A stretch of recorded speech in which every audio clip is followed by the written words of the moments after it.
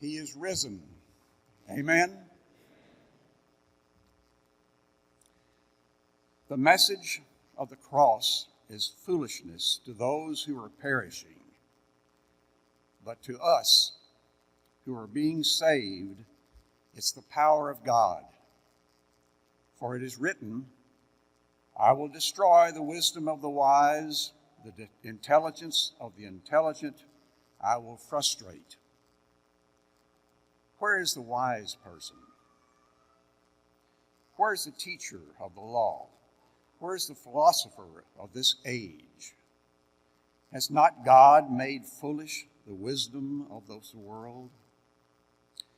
For since in the wisdom of God, the world through his wisdom did not know him, God was pleased through the foolishness of what was preached to save those who believe. Jews demand signs and Greeks look for wisdom. But we preach Christ crucified, a stumbling block to Jews and foolishness to Gentiles. But to those whom God has called, both Jews and Greeks, Christ, the power of God and the wisdom of God. For the foolishness of God is wiser than human wisdom, and the weakness of God is stronger than human strength. Jerry?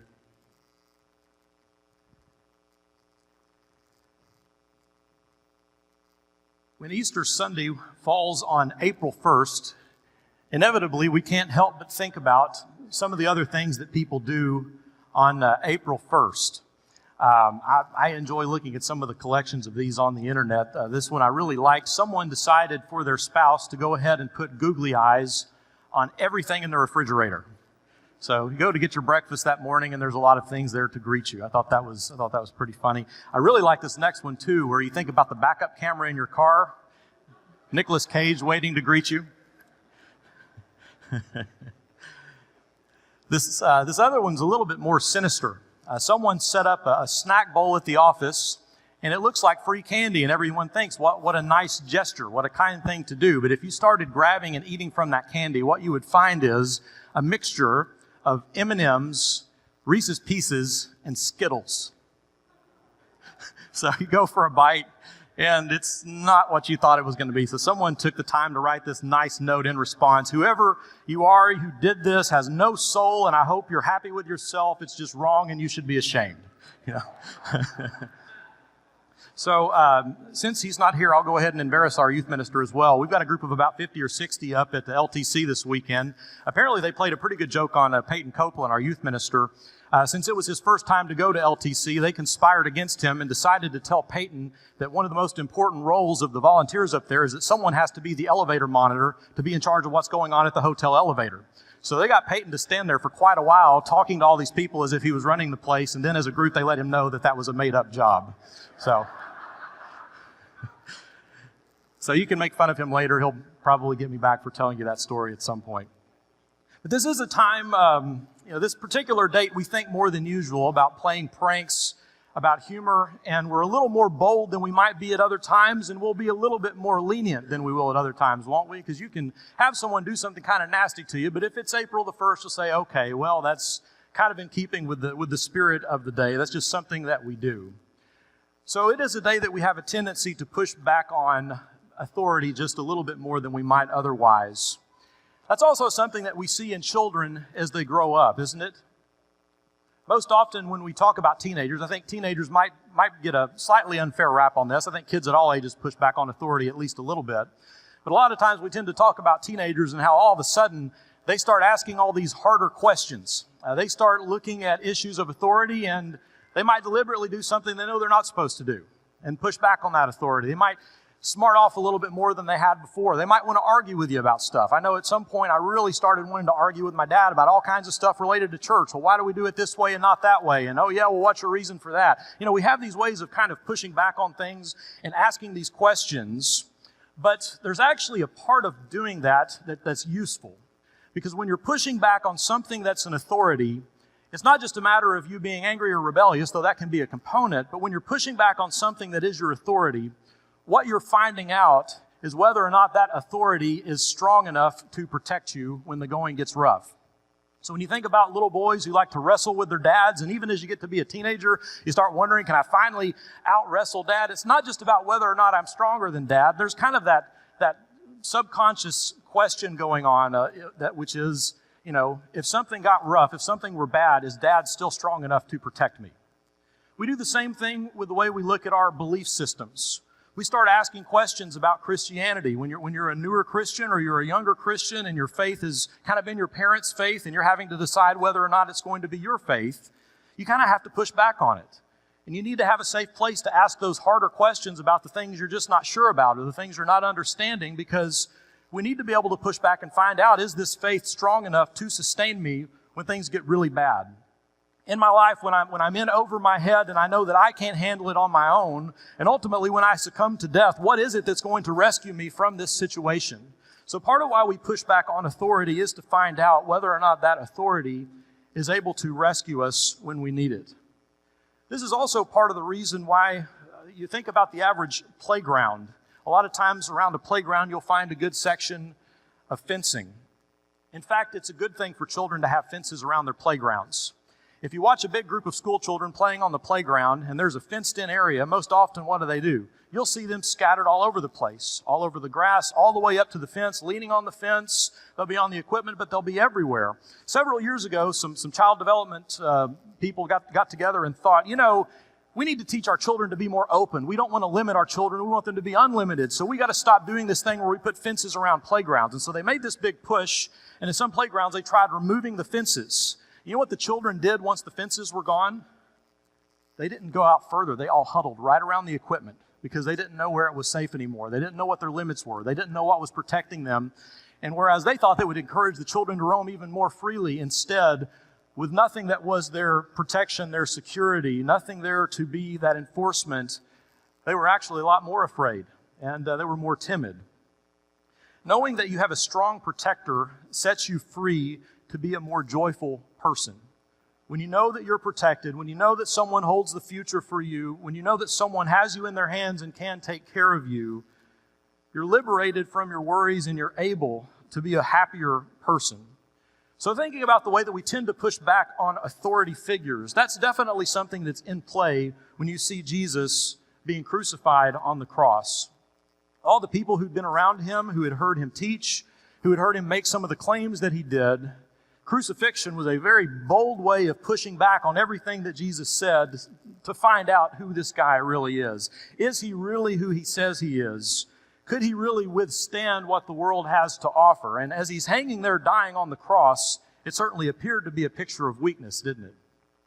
As Jesus hung there and died, they were making those statements and asking those questions. If he's really the Son of God, if he's really a prophet of God, surely he could save himself. He could save others. Well, what about himself? Is he strong enough to do anything about the treachery of the world? If he can't save himself, why would I want to put my faith in someone like that? For a person who doesn't want to take time to look more deeply at Jesus, it'd be very easy to look at the cross and say, what a fool. What folly, what total foolishness. How could anyone put their faith in someone who died such a sad and miserable death? The whole way he was paraded in, even though when he rode in on the donkey, that was a fulfillment of prophecy, at the same time, a king riding in on a donkey. They parodied him by giving him a crown made out of thorns to cut him rather than to honor him. They put a robe on him just so they could make fun of him and mock him, and they would slap him and they would spit on him. They did everything that they could to humiliate him. They crucified him, just the lowest form of execution, a painful form of execution, in between two people who were known to be thieves. And they label him King of the Jews, not intending to give him any honor, but to do the opposite of that. Jesus was shamed in every possible way because they were pushing back on everything he had claimed to say. Surely this guy has no ability to save and has no authority to say these things that he's been claiming about himself. Who would want to follow a person who's been publicly shamed in that manner? I want to show you this piece of graffiti.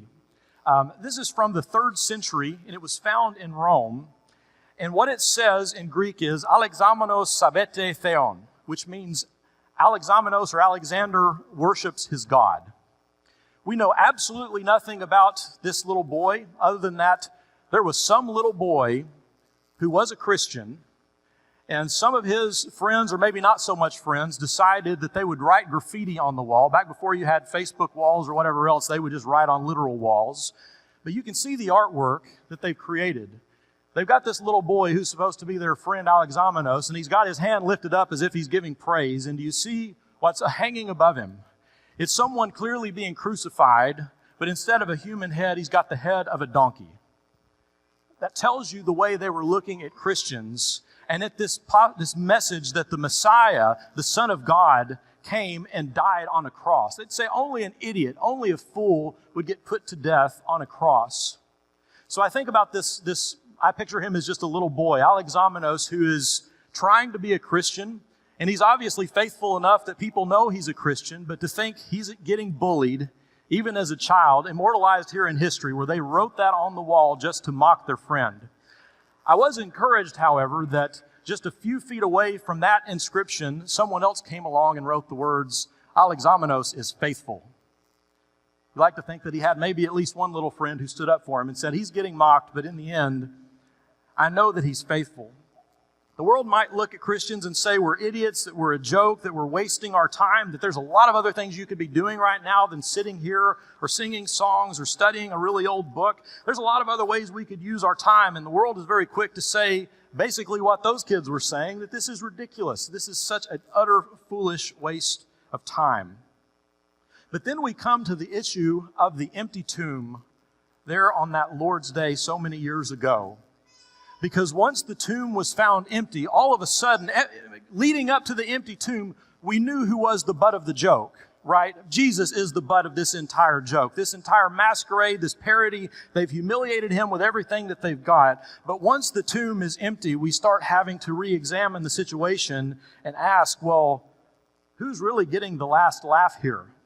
Who is really the one at the receiving end of this joke? Because when Jesus rose, we see that everything they said about him as a king, they thought they were speaking humor. They were speaking truth. When they put a crown on his head and labeled him the King of the Jews, they intended to mock him, but instead they were preaching the gospel without intending to. But when Jesus rose from the dead and the tomb was found empty, then everything that had been the terror of the cross was now suddenly turned into a joke on the enemies of God. Not that crucifixion was a joke, but God has turned everything back around so that history has reversed itself. I think this tension is illustrated very interesting way by Pablo Picasso. This is what he calls the crucifixion. He painted this in 1930. And Charles, if you could dim the lights just a little bit, I want to make sure y'all can see the imagery going on here. When you first look at this painting, it's pretty bizarre looking. He chose to go with a color scheme that's kind of unexpected. As you look at this painting, you can kind of make out the image of a crucifixion there in the middle. You see the white figure representing Christ being crucified. But this is a painting that has no depth. It's very grotesque. Part of what he was going for was the idea that the crucifixion itself was so grotesque and so brutal. So as you see a person dying, you see soldiers down here on the right, casting lots to divide up his garments, and you see a pile of body parts down on the left bottom side of this painting. It's just grotesque. He chose to go with colors that look like a clown outfit. It's like this carnival. It's just all it's so over the top.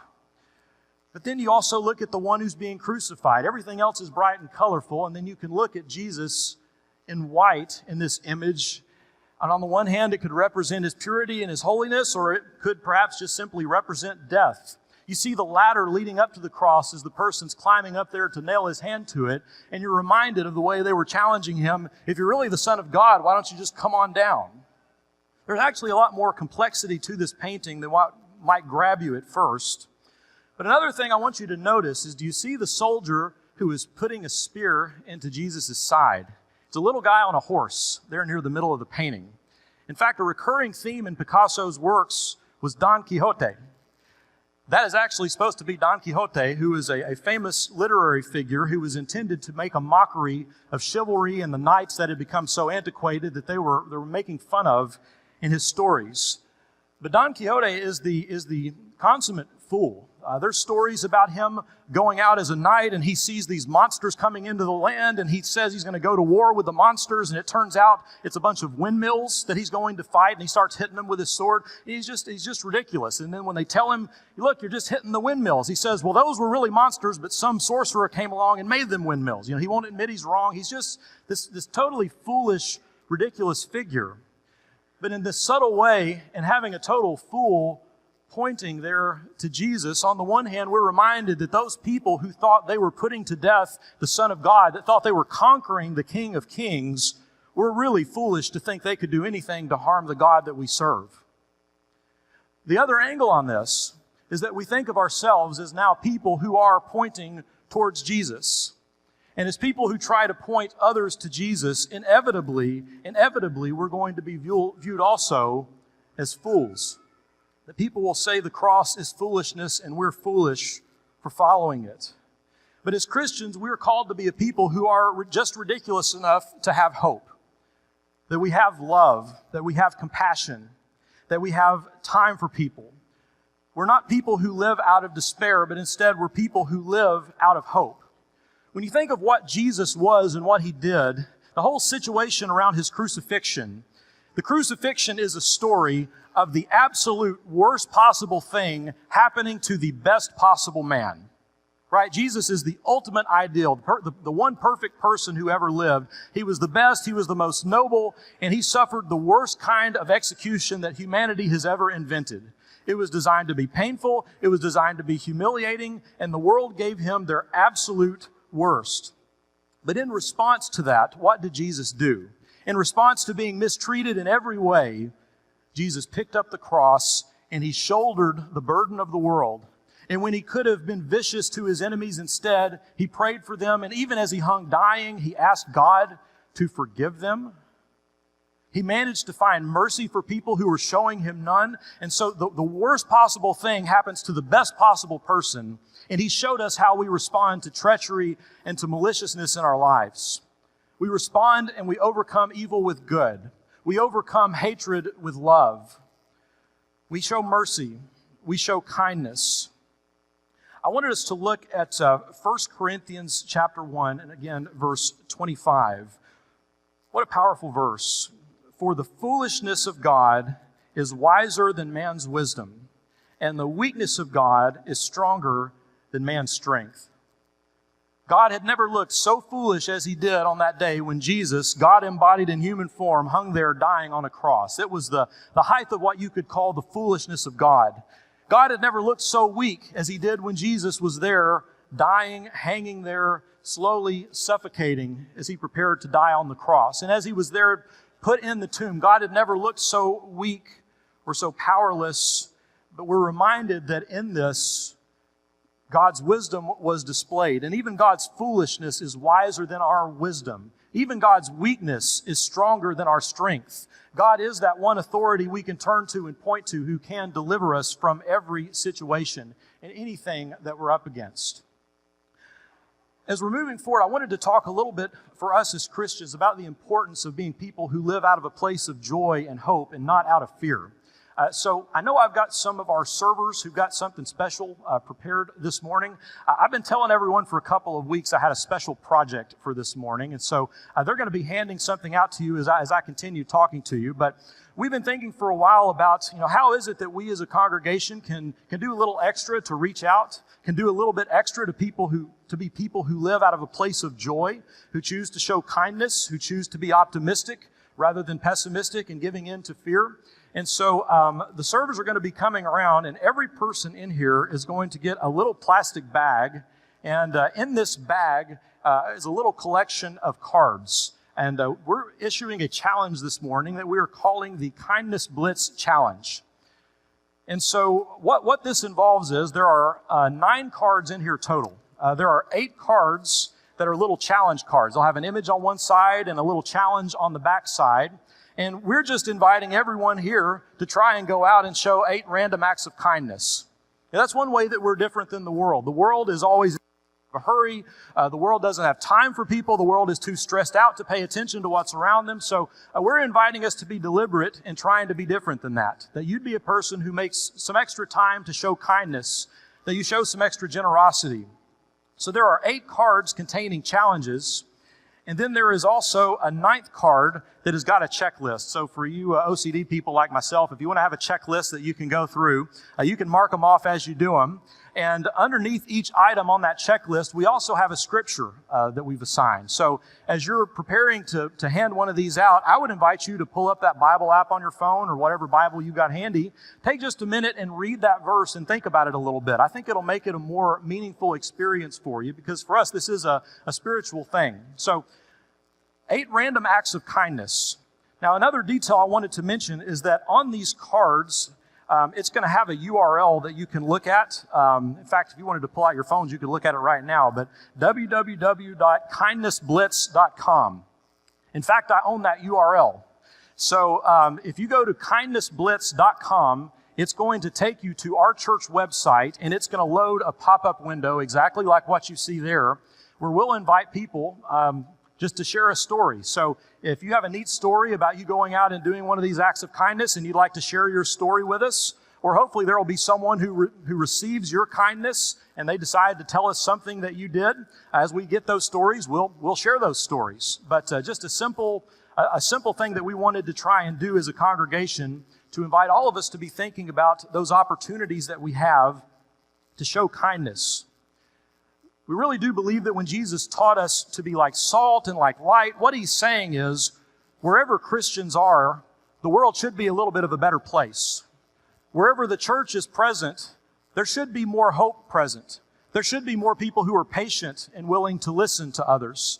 There should be more people who are generous, who have time for others. So wherever the church is, the world should be a little bit of a nicer place. So I would just invite you, my challenge to you would be that by the end of April, we don't have any of these cards left. That would be my goal.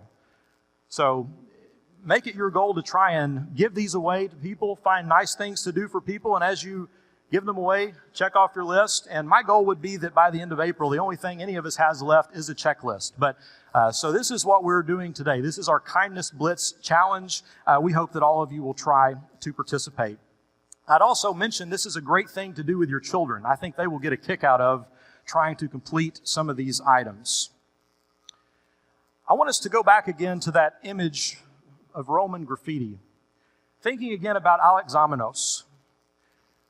Each of us as Christians, we're trying to put Jesus first, and I think one way that we can evaluate ourselves and say, how much is it obvious that I'm living for Jesus? If anyone starts making fun of you for being a Christian, then at least you'll know you've been faithful enough that someone can notice.